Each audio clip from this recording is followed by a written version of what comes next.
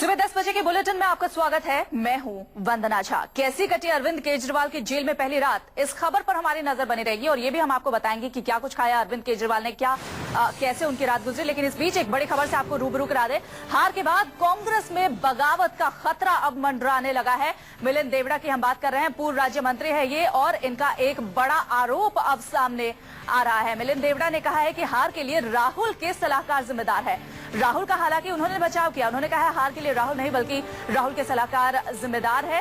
नेताओं और सांसदों तक की सुनी नहीं जाती थी। जो सलाहकार थे राहुल के, उन्हें जमीनी हकीकत नहीं पता थी, वो नेताओं की बात नहीं सुनते थे और सारा का सारा दारोमदार जो हार का है वो इन्हीं सलाहकारों का है। साथ ही साथ उन्होंने ये कहा कि जिन्होंने भी उनकी आवाज नहीं सुनी वो भी हार के जिम्मेदार हैं। हालांकि राहुल गांधी का उन्होंने बचाव किया। इसी पर ज्यादा बातचीत के लिए हमारे साथ हमारे संवाददाता रमन कुमार जुड़ गए। रमन, क्या जानकारी मिल पा रही है? जिस तरीके से मिलिंद देवड़ा ने ये आरोप लगाया है, राहुल गांधी का एक तरफ बचाव किया और राहुल के सलाहकार पर सीधा सीधा हार का ठीकरा फोड़ा है, क्या माना जाए बगावत के सुर अब साफ देखे जा सकते हैं कांग्रेस में?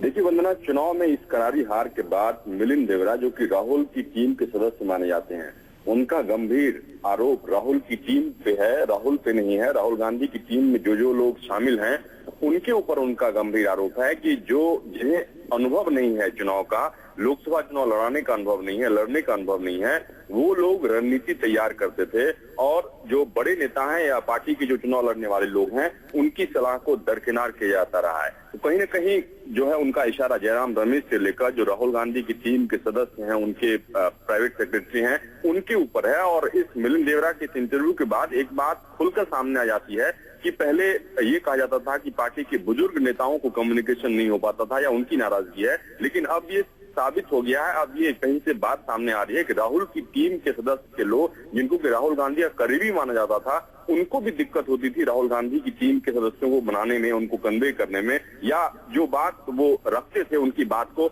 नजरअंदाज किया जाता था। एक और बात जो इस इंटरव्यू में सामने आई है रमन, वो ये कि मिलिंद देवड़ा ने कहा वो चुनाव नहीं लड़ना चाहते थे और जबरदस्ती उन्हें चुनाव लड़ाया गया। देखिए, मिलिंद देवड़ा खुद केंद्रीय राज्य मंत्री रह चुके हैं और ऐसे कई नेताओं के नाम सामने आए थे। ये तो पूरी पार्टी का निर्णय था कि कांग्रेस पार्टी के कई नेता चुनाव नहीं लड़ना चाहते थे। अंबिका सोनी से लेकर गुलाम नबी आजाद भी चुनाव नहीं लड़ना चाहते थे, लेकिन ये पूरी पार्टी का निर्णय था। सोनिया गांधी तक ने इसमें इंटरवीन किया था कि जिन लोगों ने अभी तक जिम्मेदारी संभाली, सरकार में रहकर जिम्मेदारी संभाली, ऐसे वक्त में चुनाव के वक्त वो कैसे भाग सकते हैं। इस मामले में मिलिंद देवड़ा का बचाव करना सही नहीं होगा। मिलिंद देवड़ा की बात माननी ठीक नहीं होगी क्योंकि उन्होंने अगर चुनाव लड़ा, अगर सरकार के खिलाफ या पार्टी के खिलाफ माहौल था तो इसका जवाब उनको खुद देना चाहिए। लेकिन सबसे बड़ा और गंभीर आरोप जो उन्होंने राहुल गांधी की टीम के ऊपर लगाया है, उस मामले में आने वाले समय में और भी प्रतिक्रियाएं सामने आएगी और राहुल की टीम के सदस्य भी इस मामले में अपना बचाव कर सकते हैं। प्रतिक्रिया की बात आपने की रमन, तो अभी तक क्या किसी भी तरह की कोई भी प्रतिक्रिया सामने आई है? आपने बातचीत करने की कोशिश की होगी कांग्रेस नेताओं से, क्या इस मामले पर वो कुछ भी कह रहे हैं या कहने से बच रहे हैं? बिल्कुल, हमने कई बार कोशिश की, लेकिन सबसे बड़ी बात है कि जो इंडियन एक्सप्रेस को, न्यूज़पेपर को मिलिंद देवड़ा ने इंटरव्यू दिया है, अब वो ऑन रिकॉर्ड, ऑन कैमरे पे बात करने से मना कर रहे हैं क्योंकि अपनी बात उन्होंने भले ही रख दी हो, लेकिन जब बाकी हम लोगों ने भी मिलिंद देवड़ा से बात करने की कोशिश की, वो फिलहाल बचते हुए नजर आ रहे हैं। अब देखना ये होगा कि टीम राहुल के सदस्य मिलिंद देवड़ा की गंभीर आरोप का जवाब कैसे देते हैं।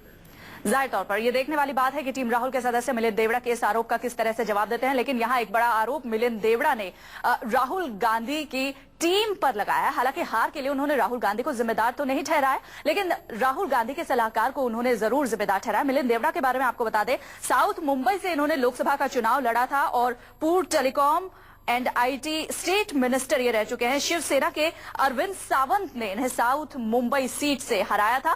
इंडियन एक्सप्रेस को दिए इंटरव्यू में मिलिंद देवड़ा ने पहले तो ये बात कही कि वो ये चुनाव नहीं लड़ना चाहते थे और उसके बाद उन्होंने ये भी कहा कि कांग्रेस की जिस तरीके से लोकसभा चुनाव में हार हुई है उसके लिए सबसे ज्यादा जिम्मेदार राहुल गांधी के सलाहकार है। राहुल गांधी के सलाहकारों पर इन्होंने हार का ठीकरा फोड़ा है। पूर्व मंत्री मिलिंद देवड़ा ने लगाए राहुल के सलाहकारों पर यह गंभीर आरोप। उन्होंने ये भी कहा कि मंत्रियों की, नेताओं की बातें नहीं सुनी जाती थी, उन्हें लोकसभा चुनाव का किसी भी तरीके का अनुभव नहीं था और साथ ही साथ जो मंत्री थे, जो नेता थे, जिन्हें चुनावों का अनुभव था, वो जब अपनी तमाम तरह की बातें बताते थे तो उनकी बात भी अनसुनी कर दी जाती थी। आपको बता दें सीडब्ल्यूसी की मीटिंग में भी ऐसी गलतियां हुई। पूर्व मंत्री मिलिंद देवड़ा ने ये तमाम आरोप लगाए। 19 तारीख को सीडब्ल्यूसी की जब मीटिंग हुई थी उसमें भी गलतियों को सामने रखने की कोशिश की गई थी। हमारे साथ हमारे संवाददाता रमन लगातार जुड़े हैं। रमन, कांग्रेस की 19 तारीख को जब सीडब्ल्यूसी की बैठक हुई थी, हार पर मंथन हुआ था, क्या उसमें भी ये तमाम बातें सामने आई थी जिस तरीके के आरोप अब अपने इंटरव्यू में मिलिंद देवड़ा ने लगाए हैं?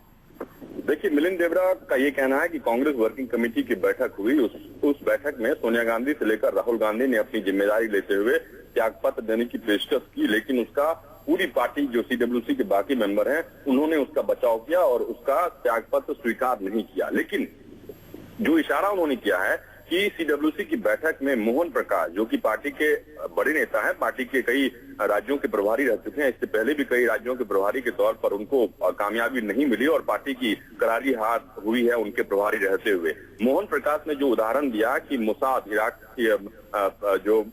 मोसाद जैसा संगठन और आरएसएस मिलकर काम कर रहा है और अंतर्राष्ट्रीय एजेंसी कांग्रेस पार्टी को हराने में लगी हुई है, ये जो आरोप उन्होंने लगाया, उस आरोप के पीछे पार्टी के कई नेता भी उसको पचा नहीं पा रहे थे, जो गंभीर आरोप उन्होंने लगाया था।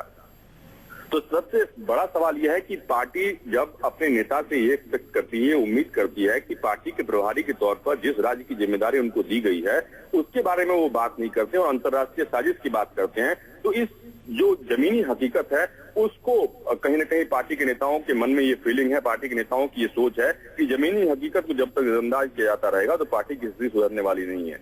जी रमन, आप हमारे साथ बने रहिए। इस बीच बताएं कि क्या कुछ कहा मिलिंद देवड़ा ने। उन्होंने अपने इंटरव्यू में ये भी कहा है कि राहुल के सलाहकार जहां एक तरफ